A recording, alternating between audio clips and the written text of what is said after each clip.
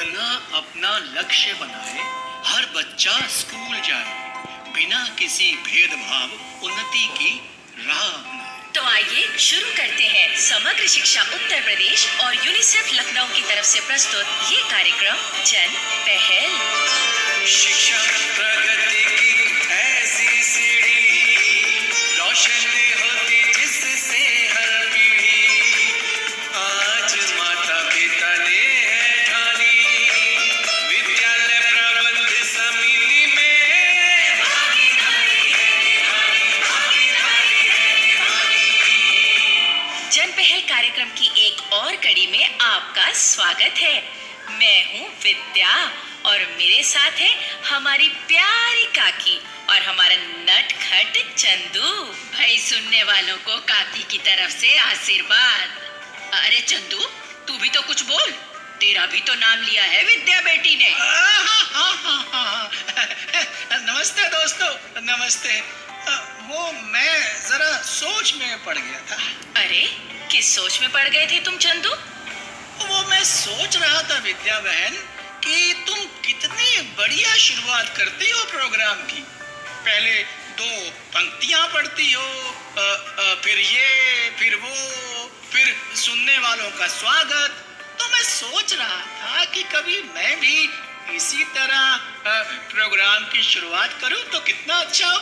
क्यों चंदू, एक कार्यक्रम की शुरुआत तुमने भी तो की थी। अरे हाँ, याद आया। तो फिर ऐसा ही एक मौका और दे दो। देख रहे चंदू, जिस तरह हमारे स्कूलों की कक्षा में हर बालक बालिका को मौका दिया जाता है पढ़ाई के या अपने किसी दूसरे गुण को दिखाने का, तो भाई उसी तरह तुम्हें भी एक मौका और दिया जाता है। अरे वाह, उदाहरण तो आपने अच्छा दिया काकी। स्कूल की कक्षा की तरह हमारे कार्यक्रम में भी कोई भेदभाव नहीं किया जाता है। वैसे आज हम इस विषय पर अपनी बात को आगे बढ़ाने वाले हैं। लेकिन विद्या बहन, वो मेरी प्रोग्राम की शुरुआत करने वाली बात, वो तो हाँ, अगले प्रोग्राम की शुरुआत तुम कर लेना चंदू। ठीक, लेकिन ध्यान रखना चंदू, कहीं प्रोग्राम की शुरुआत में ही प्रोग्राम को खत्म करने का ऐलान न कर बैठना। नहीं काकी, मैं अपने दोस्त नंदू की तरह तो बिल्कुल भी नहीं करूँगा। नंदू की तरह? क्या मतलब चंदू? विद्या बहन, बचपन में मेरा एक दोस्त था नंदू। तो एक दिन हम दोनों ने रेडियो खेलने की सोची। तो मैंने नंदू से कही, नंदू तू अनाउंसमेंट कर, मैं रेडियो पर गाना गाऊंगा। मतलब तुम रेडियो पर अपना रंग जमाना चाहते थे? हाँ, मगर नंदू भी यही चाहता था। लेकिन मैंने उसे डांट डपट कर, डरा धमका कर अनाउंसमेंट करने पर मजबूर कर दिया। अच्छा? तो मैं गाने के लिए गला साफ कर रहा था, तो उधर नंदू अनाउंसमेंट करते हुए बोला, भाइयों और बहनों, रात के 11 बजते हैं। अब हमारी तीसरी और अंतिम सभा समाप्त होती है। जय हिंद। वाह चंदू, भाई बहुत बढ़िया। अरे तुम्हें तो नंदू ने अच्छा सबक सिखाया। है तो चंदू, पिछले कार्यक्रम में हमने बात की थी कि स्कूल में पढ़ाई के समय या किसी अन्य गतिविधि में किसी बच्चे के साथ कोई भेदभाव नहीं किया जाना चाहिए। और हमने बात की थी कि स्कूल में पढ़ने वाली लड़कियों और विकलांग बच्चों को उनका हर अधिकार और सुविधा दी जानी चाहिए, बिना किसी भेदभाव के।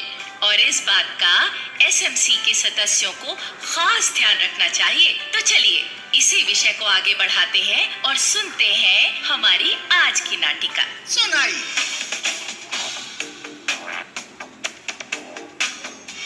नमस्कार मुख्य अध्यापिका जी।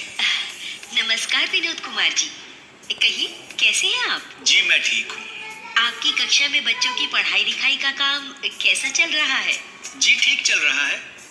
अरे हाँ, आपकी माताजी का क्या हाल है? जी पहले से बेहतर है। कल ही शहर के डॉक्टर को दिखाने ले गया था। फिर तो सारा दिन लग गया होगा। जी हाँ, दोपहर बाद ही घर लौट सके हम। अच्छा, तभी आप एसएमसी की मीटिंग में नहीं आए? जी हाँ, मैडम, लेकिन क्या मेरा इस मीटिंग में आना जरूरी है? मैं तो एसएमसी का सदस्य भी नहीं हूँ। देखिए विनोद कुमार जी, जी। विद्यालय के अध्यापकों, स्कूल प्रशासन से जुड़े व्यक्तियों, सभी बच्चों के माता पिता और इलाके के बाकी लोगों को भी एसएमसी की मीटिंग में आना चाहिए। भले ही वो मेंबर ना हो। हाँ, क्योंकि इस प्रकार हम सबका स्कूल के प्रति जुड़ाव मजबूत होता है। अब बच्चों की पढ़ाई से बढ़कर तो हमारे लिए कुछ नहीं है ना? जी हाँ, वो तो है। तो फिर क्यों ना हम समय निकालकर एसएमसी की मीटिंग में आए, बच्चों और स्कूल की समस्याओं को समझें और उन्हें सुलझाने में अपनी एसएमसी की मदद करें।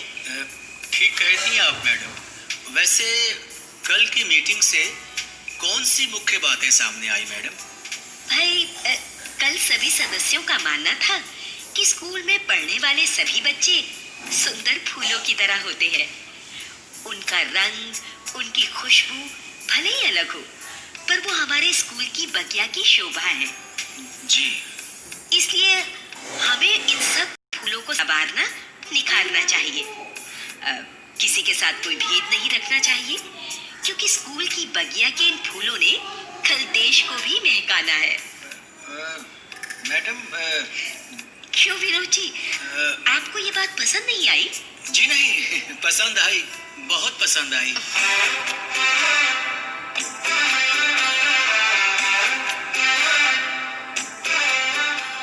बच्चों, देखो ये कितनी सुंदर कविता है। साजी है धूप, साजी है अपनी छाँव, कृष्ण करतार करीम का ये साजा है गाँव। सर, मैं इसका मतलब बताऊं? मैं जानता हूँ तुम्हें इसका मतलब समझ आ गया होगा, लेकिन सब बच्चे कल घर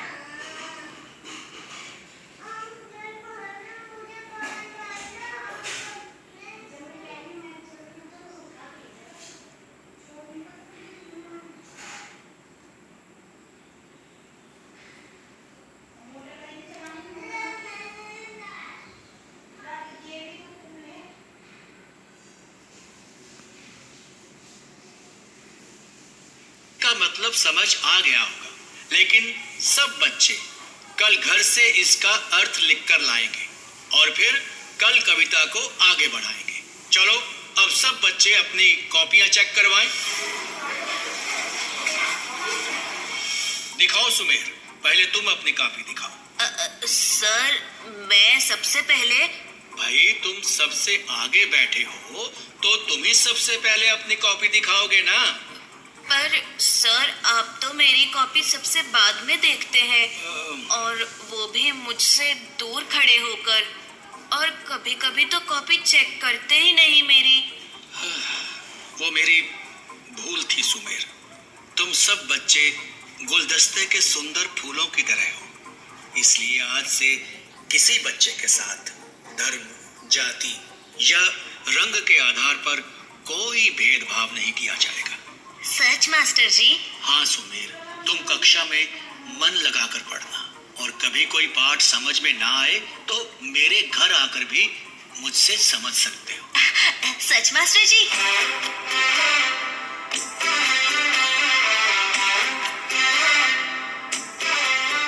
भाई बहुत बढ़िया नाटिका सुनवाई विद्या बेटी।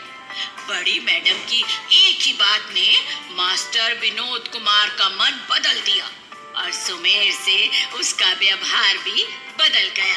हाँ काकी, किसी की एक सच्ची बात दिल को ऐसे छू जाती है कि हमारा विचार और व्यवहार बदल जाता है। हाँ। लेकिन जिस विद्यालय में भेदभाव का कोई ऐसा मामला नजर आए तो उसमें एसएमसी को कोशिश करके बदलाव लाना चाहिए। हाँ, उन्हें देखना चाहिए कि धर्म, जाति, रंग और लड़का लड़की के आधार पर किसी बच्चे से कोई भेदभाव ना हो।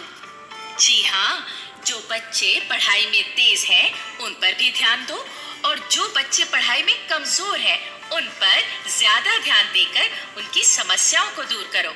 हम इस विषय पर आगे भी बात करेंगे, लेकिन अभी तो सुन लेते हैं ये प्रेरक संदेश।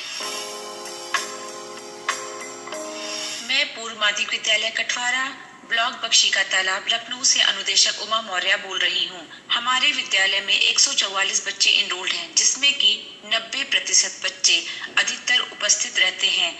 हमारे विद्यालय में हमारे प्रधानाध्यापक मिस्टर आर के तिवारी जी और 4 सहायक अध्यापक हैं, जिसमें एकता नारायण, पूनम शुक्ला, सुधा मौर्य व अमिता जायसवाल हैं और हम 3 अनुदेशक कार्यरत हैं। हमारे विद्यालय में समस्त अध्यापक व अनुदेशक सभी एक साथ मिलकर विद्यालय में हो रही समस्त गतिविधियां संचालित करते हैं। हमारे विद्यालय में पीने के पानी की व टॉयलेट की उचित व्यवस्था है, जिसमें बालिकाओं के लिए अलग टॉयलेट की व्यवस्था की गई है। हमारे यहाँ एसएमसी का भी गठन किया गया है, जो कि समय समय पर विद्यालय में उनका सहयोग मिलता रहता है। हमारे विद्यालय में सप्ताह में दूध व फल का समय समय पर वितरण होता है और मध्याह्न भोजन की भी उचित व्यवस्था है तथा साफ सफाई का हमेशा ध्यान रखा जाता है। हमारे विद्यालय में समय समय पर बहुत से कंपटीशन कराए जाते हैं। क्यों चंदू, तुमने तो नाटिका के बाद जैसे मौन व्रत ही रख लिया हो। कैसी बात करती हो विद्या बहन? रेडियो पर कोई मौन व्रत रख सकता है क्या? अरे तू तो कहीं भी मौन व्रत रखे लोगों को चैन ही मिलता है। तो चलो ऐसा ही सही, लेकिन अब तुम भी मेरे साथ साथ रखो ये मौन व्रत और सुनो ये लोकगीत। इस लोकगीत में है छुपा छुपी का एक खेल। बिछोरी कब तक नैन चुरावेगी, तेरे पीछे पड़ो सवरिया। छोरी कब तक नैन चुरावेगी, तेरे पीछे पड़ो सवरिया। ओ पीछे पड़ो सवरिया री, तेरे पीछे पड़ो सवरिया। ओ पीछे पड़ो सवरिया री, तेरे पीछे पड़ो सवरिया। बिछोरी कब तक नैन चुरावेगी, तेरे पीछे पड़ो सवरिया। छोरी कब तक नैन चुरावेगी। अच्छा काकी, तो अब मैं अपना मौन व्रत तोड़ूं क्या? स्कूल से पढ़ लिख कर बच्चे जब घर वालों को सयाना बनाते हैं तो वो वाली बात बताऊं कि नहीं? अरे नहीं नहीं चंदू, काकी तो मजाक कर रही है। तुम सुनाओ वो बात। तुम्हारे कहने पे बता देता हूँ विद्या बहन। हाँ काकी, तुम बेशक ना सुनो। अरे तू सुना तो सही। हाँ, तो उस दिन सुबह बिरजू के बापू ने कहा, जा बेटा मेरे लिए नीम के पेड़ से दातुन तोड़ ला। दातुन तो नीम का बहुत ही अच्छा होता है, हमारे सुनने वाले जानते हैं। तो बिरजू कुछ देर बाद दातुन तोड़ के ले आया। तो बापू ने पूछा, अरे बड़ी जल्दी लौट आया, कौन से नीम की दातन तोड़ कर लाया है तू? तो बिरजू बोला, अपने दोस्त मंगलू के आंगन में लगे नीम के पेड़ से। इस पर बापू गुस्सा होकर बोले, क्यों बे, उसके आंगन की नीम का दातुन करवाएगा मुझे? जानता है ना वो अनुसूचित जाति के परिवार से है। तो इस पर जानती हो काकी बिरजू ने क्या कहा? क्या कहा? वो बोला, क्यों बापू, क्या मंगलू के आंगन वाला नीम अलग है? क्या उसके घर पर पड़ने वाली धूप, छाया और बारिश अलग है? जब वो सब अलग नहीं है तो मंगलू हमसे कैसे अलग है? और जानती हो विद्या बहन, अब बिरजू का बाप मंगलू को बिरजू की तरह ही अपना बेटा मानता है। वाह भाई। ये है दोस्ती, ये है भेदभाव मिटाना और ये है बच्चों का आपसी प्यार। भाइयों बहनों, अगर आप अपनी बात हम तक पहुंचाना चाहते हैं या विद्यालय प्रबंध समिति के बारे में कोई जानकारी चाहते हैं या कार्यक्रम के बारे में कोई सुझाव देना चाहते हैं तो इस पते पर लिखें।